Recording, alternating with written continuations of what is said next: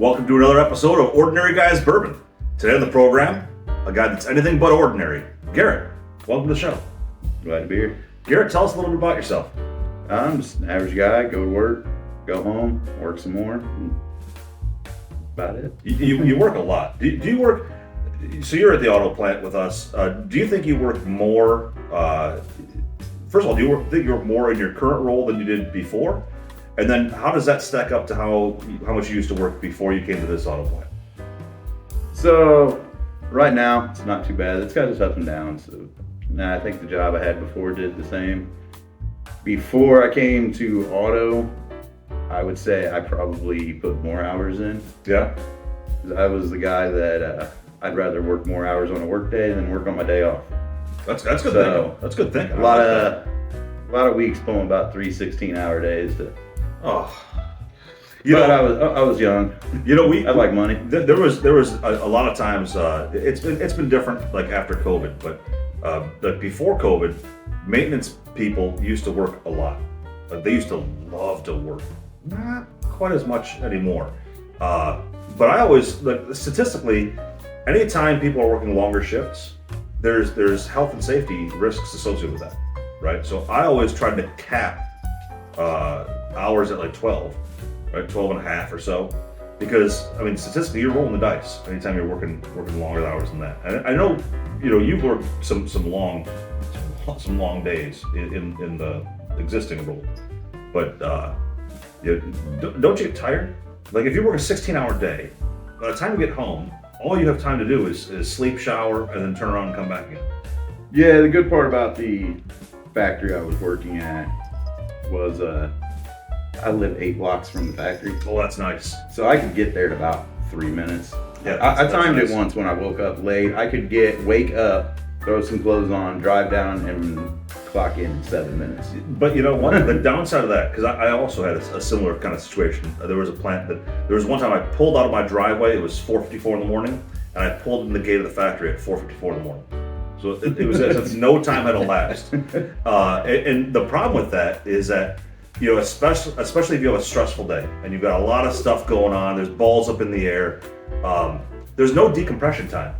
You can't like put on some rock and roll or some Al Hurt or whatnot and just relax and unwind on the drive home, right? I will say that's something that the last 5-6 years I've gotten into is having a drive to and from work, and it's got its pluses. It gives you the time. It does. I've found that after a work day, it's just long enough to get home. Where you get home, you kind of got to get remotivated to do stuff. Yeah. Because you kind of wound down. That's right. And you don't really want to do anything. It's surprising how there's a lot of people at the factory right now that live, and I think you're one of them. You live like an hour away. Yeah. Or hour plus, right? There's people that live on the west side of Peoria. Yeah. I mean, Peoria is like 55 minutes away from Bloomington Normal, right? Yeah. So if you're looking on the west side of that, you're driving an hour and 15 minutes, hour and 20 minutes just to get one way. So it's a long drive. I know we had one guy that was driving about an hour and 35 minutes each way. Oh my goodness. We had one guy that lived just south of Chicago that was driving back and forth. I couldn't do that. That's too far for me. Yeah. So you've got you've got a truck outside that you drive, a big truck, and we were looking at it beforehand, and is that a 2500? Yes. And the bet on that thing is what? Is that a 6.5? 6.5. So here's the question I have for you. This is kind of a dumb question, I guess, but I was trying to come up with material to ask you. People say that you get a truck, you really want to get an 8-foot bed, because that way you can't pick up a piece of drywall, you can't pick up a full sheet of plywood. How often do you do that? Well, recently I've had to redo a house, so fairly often. Yeah. But it'll fit perfectly fine in a 6.5-foot bed. It just dangles off the top, right? Anyone who says that you got to have an 8-foot bed has never driven a crew cab with an 8-foot bed or tried to park a crew cab with an 8-foot bed has to be enormous. Yes. The turning radius has to be like a quarter mile. And wherever you park, you stick about 8 feet out of the parking spot. And I never thought about that. That would be difficult too. It's Especially when you get into the bigger towns that don't believe in slanted parking spots. They're straight on. Yeah. Those are about impossible. Let's talk about this bourbon that we're having today. And you're not a bourbon drinker. I don't know that I've ever had bourbon before. Well, you're in for a treat. You're in for a treat on Ordinary Guys Bourbon. You're a perfect person for this program, right? This is Jeppson's bourbon. This is the first screw top bottle we've had on the program. And some people might say a screw top bottle is a lower quality. Maybe it's a lower shelf bourbon. But like Jim Beam is screw top on all their products, and I think Jim Beam Black is one of my favorite, or Double Oaked is one of my favorite bourbons, right? So I don't think the screw top should steer you away from it. This isn't a Kessler's. Kessler's you'll find literally on the floor, right? I think it's like $9 a fifth. But this is Jeppson's. This is first screw top on the program. This is a $28 offering. Okay, so very reasonably priced. In doing my research, it was called, the first thing I saw was it's, quote, a rock solid bourbon.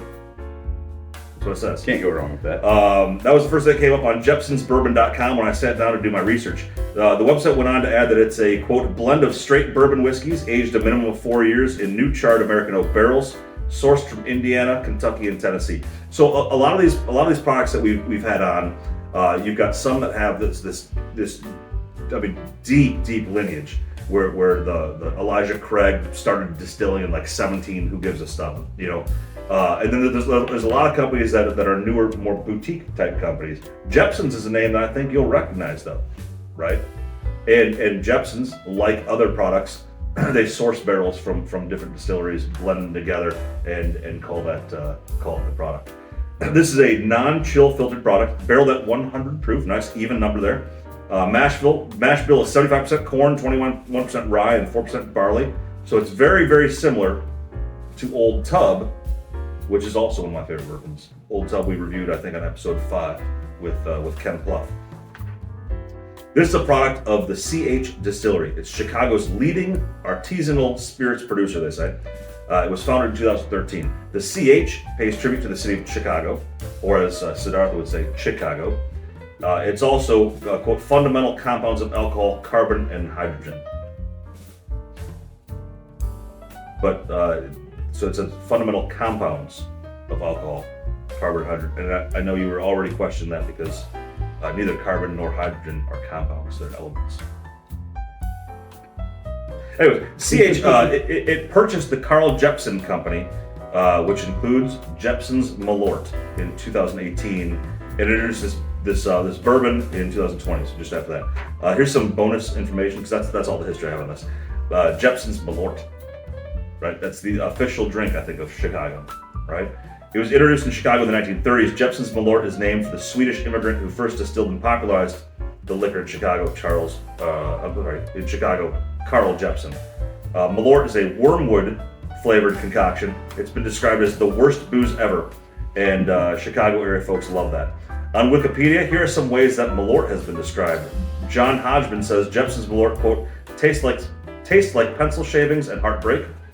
In the 2013 film Drinking Buddies, Jason Sudeikis' character riffs that, quote, Malort is like swallowing a burnt condom filled with gasoline. And Jason Atkinson, founder of CH Distillery, compared Malort to, quote, taking a bite out of a grapefruit and then drinking a shot of gasoline. So this is not Malort. This is bourbon, but from the same company. And I had Malort once. I was in Chicago for a Living Color concert. I met up with some of my good friends from high school, and we had some pickle beer, which was terrible, and a shot of Malort. And I'll tell you, when I first took that shot, initially not bad, but after maybe like a half a second, it literally was the worst thing I've ever put in my mouth. I can say I've been offered it many times, but the way it's been offered, I've never been tempted to try it. But you're an Illinois person. Yeah, which, I mean, I'm from Illinois, so that pretty much means I don't like Chicago. So. But Chicago has so much to offer. They got that big mirrored bean. They've got the Sears Tower that's now called something different, right? You get horse and carriage rides. Here's a fun fact. Yeah, they got a bubblegum shrimp factory. That's about. I told my wife Laura, who's out of town right now, but I told her I was falling in love with her. when we were in Chicago. How's that for a fun story? And gets me probably some points. So this is Jeppson's Malort. Let's get after this here. Cheers to you.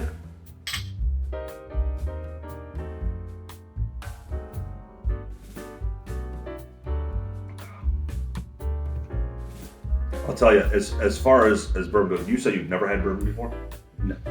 So some bourbons have a little bit more of a kick flavor to them, a little bit sharper, right? And you kind of pucker a little bit when you taste them. And this is 100 proof, so it's a little bit stronger than like a Jim Beam product.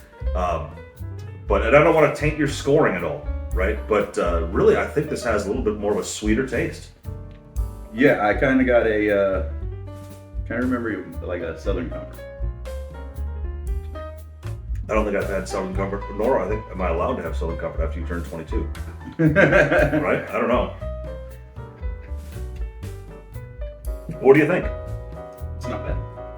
So you got the scoring ballot in front of you. Here's how the ballot works. There's 4 categories. Heritage, maximum score is 20. Taste and drinkability, maximum score is 40.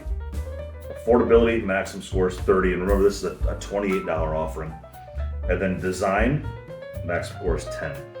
And let's see, there's that design of the bottle. Carl Jeppson signature right on there for you. Look at that. So get to the scoring, my friend. All right, what do you got for Heritage? It's the first category. Maximum 20. So I went with an 8. At 8? Okay. I think bourbon doesn't have a whole lot behind it, but the company does. So I gave them a little credit for that. Okay. I got a 6, so we're in the ballpark. Taste and drinkability, maximum of 40. I went with the 30. It's for a non-bourbon drinker. Yeah, I expected it to be less smooth. Yeah, it's pretty smooth. It is. So I got a 28. Look how close we are. See, I was going off of faith there for a little bit because I don't know what real good bourbon tastes like or bad bourbon tastes like. I'll tell you what. After this, I'll take a hit at some of the other samples that we've had from some previous episodes. Right now, just so you know, we've got the exact same score, the total. Affordability.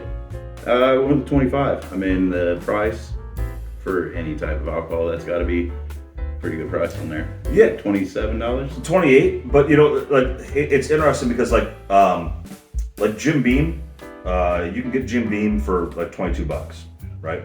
Old Tub I think is more like maybe $25, $26, right? And this is certainly right in that space, which is I think that's unique because a lot of times younger companies they need to make some money, right? Their cost of entry is higher, right? If you've got like Old Tub as an example or Jim Beam, I mean, shoot, they've been distilling for hundreds of years, right? So the infrastructure they have is already there. Now they source the bourbon, right? But again, that's at a premium as well, right? But for $28, that's right in that same range. I'm with you. 25, 22, right? And then last one, design. I went right in the middle with a 5. That's fair. I think it's fairly basic looking on the bottle, and that's good too. Yeah. It's simple. I've got a 7, and I think I don't know much about Chicago, because I don't live here. But it's got the isn't this 4-star thing a Chicago thing? Isn't it the Chicago flag? It's possible.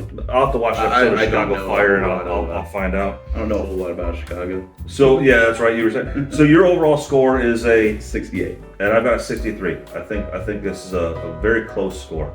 I think this is good. A good bourbon to have. And I appreciate you being on the program. And maybe we'll have you guys on again sometime in season 2, which is going to kick off after a brief hiatus. We'll have season 2 start up, I think, in the middle of the summer. So, thanks again for being on the program. Until next time, so long from Ordinary Guys Bourbon.